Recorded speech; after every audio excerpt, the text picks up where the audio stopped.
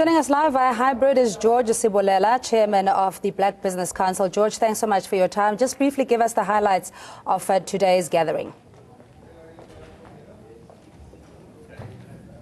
The highlights of the gathering today was quite clear that the members of BBC and the leadership of BBC have decided to take a radical approach for a simple reason that we have been in this journey for many years now, and we haven't seen much of change. And therefore, people are so much desperate and hungry to see radical economic transformation taking place. Now, recently you caused the critical issues were discussed today. All right, sorry to interrupt you, but you recently also supported President Jacob Zuma and caused quite a controversy. Is this an endorsement of President Jacob Zuma's leadership on your part as BBC? I would not like to even spend a lot of time talking about the discussion and the public announcement that were made around the support of Jacob Zuma. But I want to concentrate on the discussion of today in terms of the conference. And I want to limit it to that situation because it is so critical that the conference of today have deliberated on issues that can, make sure that the majority of this country is now economically transformed. What do you mean by a radical economic transformation? Important issues. For example, I can simply mention that one of the few things that we have noticed on a number of few presentations from analysts that was presented today is that we still are stagnant in the percentage of the majority of black ownership on the JSE, which is quite very bad. The compliance on various charters, including the mining charter, the financial services charter, nothing has been done so far. It has always been non-compliance. Government has not done anything to penalize those who did not adhere to non-compliance. The issues of funding entrepreneurs around black industrialization has also not been complied to. We have seen only very few industrialists being funded. So therefore, all other issues, including the same issue that you were talking about around the recapitalization of National Empowerment Fund.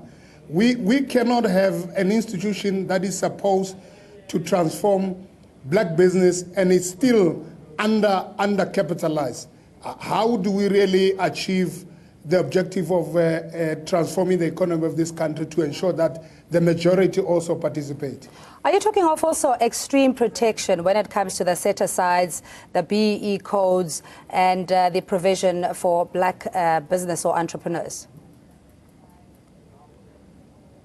Obviously, the set-aside is only one element. Yes, it's quite critical to ensure that we set aside at least bigger chunk of the procurement spend from parastatal and government to be made available to black businesses. But however, I think what is very critical is let's look in entirety around what we think is the economy of the position of the economy of this country. Firstly, we know we will play a critical role to ensure that the economy grows. Secondly, is as it grows, we want transformation also to take place. And I think those are the critical issues that we're looking at.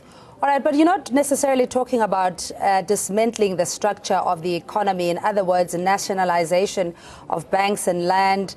You're going more with a diplomatic approach, for lack of a better word.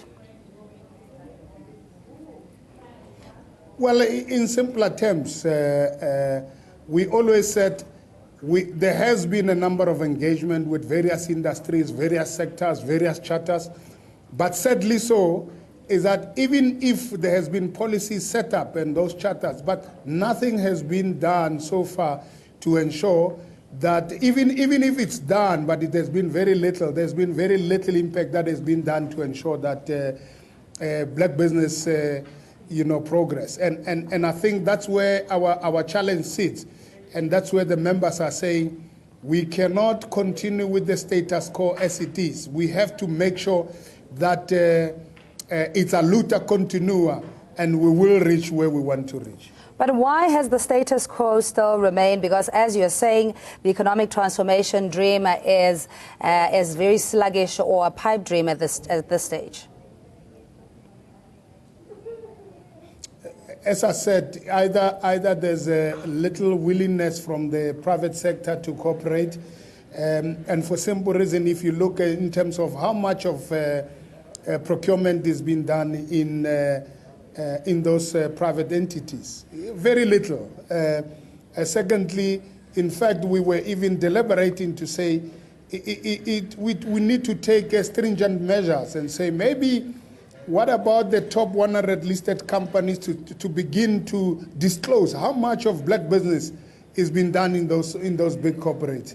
Secondly, from the government point of view, there's a lot of policies which have been put in place around procurement, around transformation.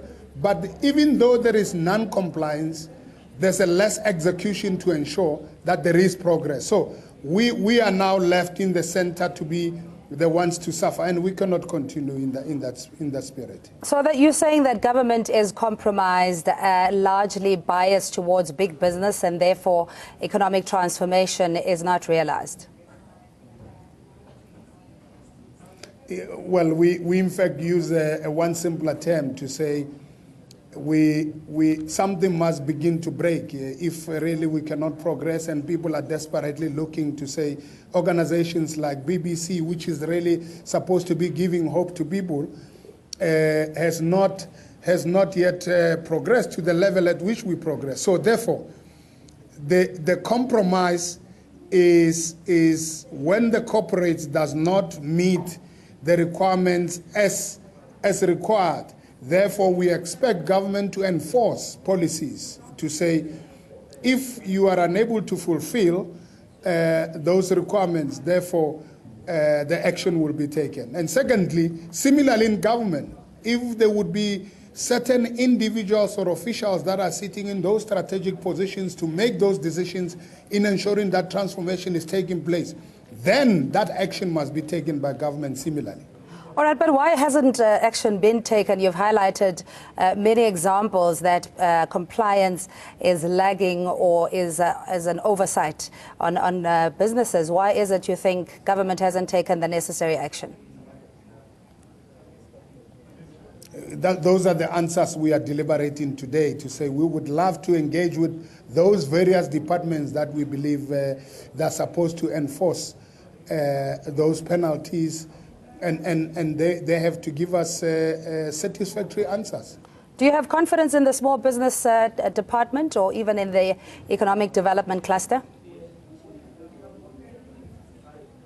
We have played a critical role in ensuring that small business development ministry must be set up. And I must say, we have seen a lot of positive and energy that comes through the minister. In fact, today he came through and he said exactly what we wanted to say. He shared the same sentiments that the BBC is sharing. So we are confident. The only issue that we have raised a number of times has been the amount of budget that has been allocated for small business is nothing but a mere small budget. So we do not believe it will be quite helpful really to progress the small business in that particular aspect. We're going to have to leave it there. Thanks indeed for your time. That's George Sibulela. He's the chairman of the Black Business Council. They go into day 2 of their deliberations in Sandton to look at issues of radical economic transformation. Minister Lindiwe Zulu attended this conference, responding or giving rather a response to what government is doing with the policies of economic transformation.